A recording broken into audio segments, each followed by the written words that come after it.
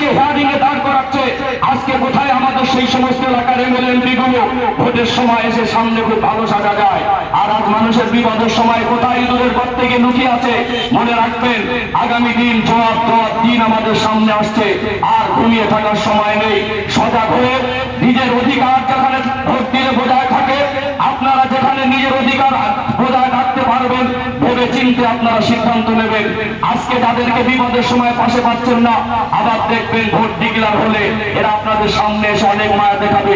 ওই মায়া ভুলে গেলে আগামী দিন আজকে যেভাবে চক্রান্ত করছে আরো কঠিন ষড়যন্ত্র করবে। আমি সবাইকে বলবো, সচেতন হন, সাবধান হন। এই ষড়যন্ত্রের শিকার হয়েছে আমরা।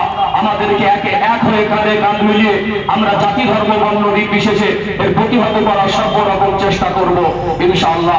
অনেক আমার পরে অনেক যোগ্য ব্যক্তিরা আছেন, তারা বক্তব্য রাখবেন।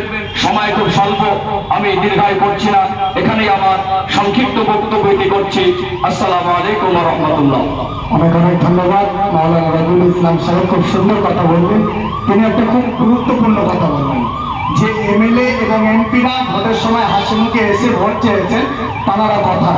আমি মাওলানা রবিউল ইসলাম সাহেবের অবগতি করানোর জন্য আমি জানাবো, আমাদের লোকসভার এমপি যিনি, তিনি মারা গিয়েছেন, গত হয়ে গিয়েছেন। কিন্তু প্রশ্ন এই জায়গাটায়, এমপি মারা গিয়েছেন বলে হাসেনি, কিন্তু এমএলএ গুলো কোথায় গেল? তারাও কি মারা গিয়েছে?